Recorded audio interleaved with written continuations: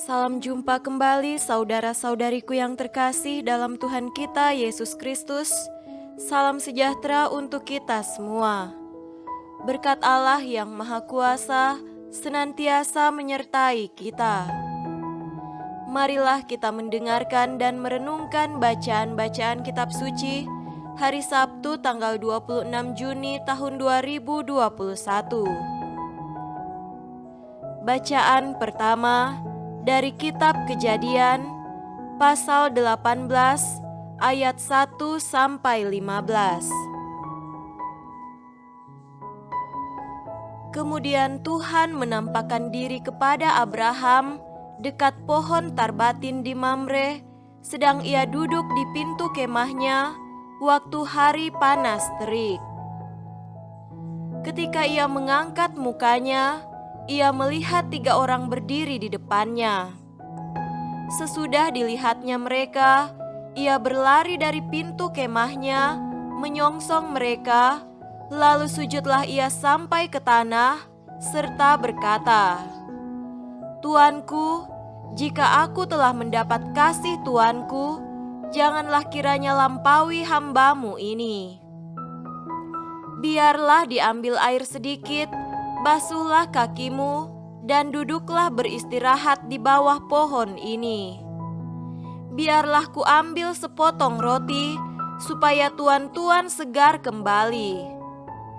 Kemudian bolehlah tuan-tuan meneruskan perjalanannya. Sebab tuan-tuan telah datang ke tempat hamba-Mu ini."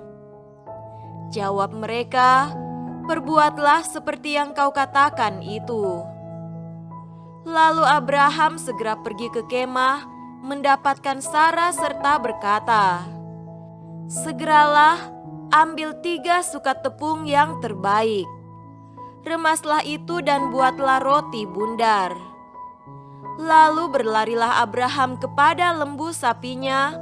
Ia mengambil seekor anak lembu yang empuk dan baik dagingnya dan memberikannya kepada seorang bujangnya. Lalu orang ini segera mengolahnya.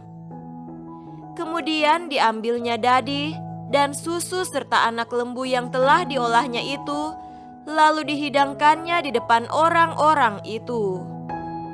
Dan ia berdiri di dekat mereka di bawah pohon itu, sedang mereka makan. Lalu kata mereka kepadanya, "Di manakah Sara istrimu?" Jawabnya, "Di sana, di dalam kemah." Dan firman-Nya, "Sesungguhnya aku akan kembali tahun depan mendapatkan engkau. Pada waktu itulah Sara istrimu akan mempunyai seorang anak laki-laki." Dan Sara mendengarkan pada pintu kemah yang di belakangnya. Adapun Abraham dan Sara telah tua dan lanjut umurnya, dan Sara telah mati haid. Jadi tertawalah Sara dalam hatinya, katanya, "Akan berahikah aku setelah aku sudah layu, sedangkan tuanku sudah tua?" Lalu berfirmanlah Tuhan kepada Abraham, "Mengapakah Sara tertawa dan berkata, 'Sungguhkah aku akan melahirkan anak, sedangkan aku telah tua?' Adakah sesuatu apapun yang mustahil untuk Tuhan?" Pada waktu yang telah ditetapkan itu, tahun depan, aku akan kembali mendapatkan engkau.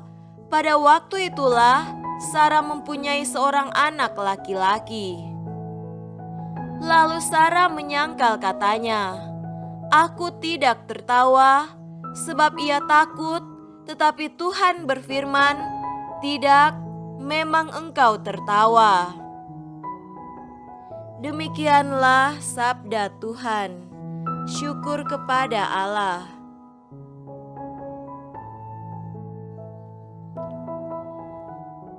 Tuhan beserta kita sekarang dan selama-lamanya. Inilah Injil Yesus Kristus menurut Matius. Dimuliakanlah Tuhan. Injil Matius pasal 8 ayat 5 sampai 17. Ketika Yesus masuk ke Kapernaum, datanglah seorang perwira mendapatkan dia dan memohon kepadanya, "Tuan, hambaku terbaring di rumah karena sakit lumpuh dan ia sangat menderita." Yesus berkata kepadanya, "Aku akan datang menyembuhkannya." Tetapi jawab perwira itu kepadanya, "Tuan, aku tidak layak menerima Tuan di dalam rumahku. Katakan saja sepatah kata, maka hambaku itu akan sembuh. Sebab aku sendiri seorang bawahan, dan di bawahku ada pula prajurit. Jika aku berkata kepada salah seorang prajurit itu, 'Pergi,' maka ia pergi, dan kepada seorang lagi, 'Datang,' maka ia datang, ataupun kepada hambaku, 'Kerjakanlah ini,' maka ia mengerjakannya."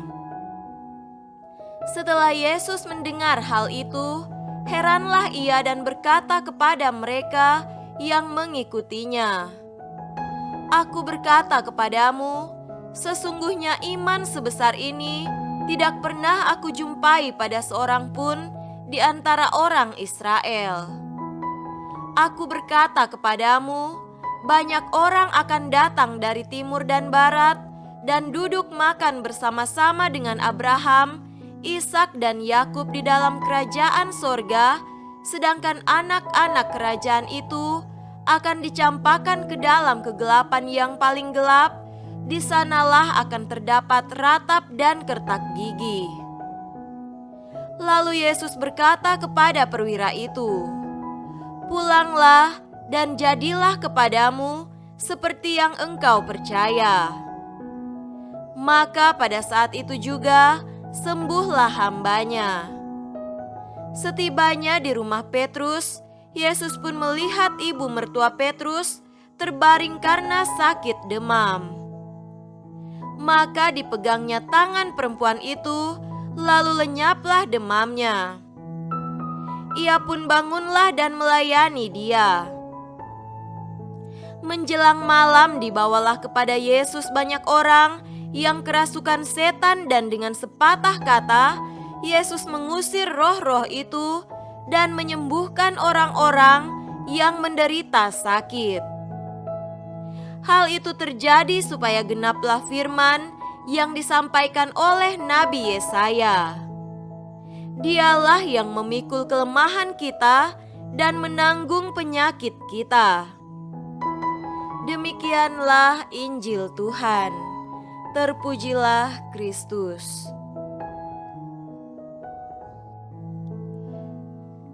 Saudara-saudariku yang terkasih dalam Tuhan kita Yesus Kristus, tema renungan kita pada hari ini adalah Tuhan yang menyembuhkan. Sejak dulu sampai sekarang, kita mendengar banyak kisah pengobatan dan penyembuhan. Ada orang sembuh di tangan dokter, ada pula yang sembuh di tangan dukun, dan ada pula orang yang sembuh di tangan seorang pendoa. Semua kisah penyembuhan, entah di tangan dokter, dukun, dan pendoa, selalu memakai sarana atau media dan mengikuti ritus atau tata cara tertentu. Sering itu disertai dengan syarat-syarat tertentu. Penyembuhan yang dibuat oleh dokter selalu masuk akal dengan media obat atau sarana medis lainnya, dan ritusnya dilakukan lewat terapi tertentu. Lain halnya dengan seorang dukun.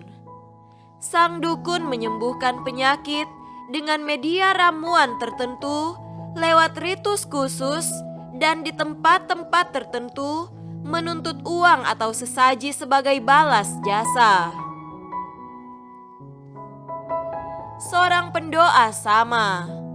Pendoa menggunakan media tertentu, misalnya air, garam, minyak, salib, dan Alkitab dengan doa yang terucapkan maupun tak terucapkan. Saudara-saudariku terkasih, Cerita Injil pada hari ini juga tentang dua kisah penyembuhan yang berbeda di tempat yang berbeda, pada orang yang berbeda, dengan cara yang berbeda pula. Penyembuhan pertama adalah penyembuhan jarak jauh. Jenis penyakitnya adalah sakit lumpuh. Penyembuhan itu terjadi atas permintaan seorang perwira tentara yang adalah seorang kafir. Yesus menawarkan diri untuk datang menjenguk. Tetapi perwira itu menolak dengan alasan tidak layak dan tidak pantas. Perwira itu mengandalkan perintah atau kata-kata yang keluar dari mulut Yesus. Pulanglah dan jadilah kepadamu seperti yang engkau percayai.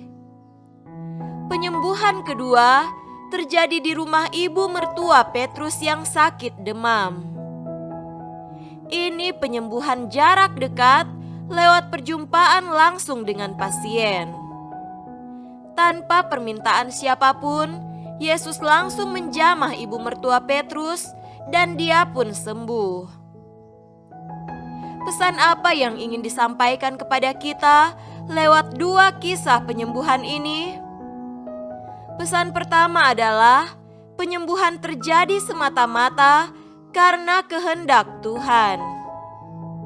Tidak akan pernah terjadi penyembuhan jenis penyakit apapun kalau Tuhan sendiri tidak menghendaki. Hal kedua adalah penyembuhan merupakan tanda cinta dan belas kasih Yesus yang Maha Rahim. Ketiga, Tuhan tidak membutuhkan media, sarana atau ritus yang berbelit-belit untuk menyembuhkan penyakit. Keempat, Yesus hanya minta satu saja, yaitu iman, baik iman dari seorang pasien atau iman dari orang yang datang meminta belas kasihan Tuhan. Yang kelima, janganlah kita terjebak dalam pelbagai media, ritus dan doa, mantra yang diucapkan oleh dukun atau penyembuh siapapun. Yang menyembuhkan adalah Tuhan, bukan dokter, bukan dukun, bukan pula pendoa yang hebat. Tidak ada kehebatan doa penyembuhan. Yang ada adalah Tuhan yang menyembuhkan, asal kita bermohon kepadanya dalam doa dan iman. Semoga demikian. Amin.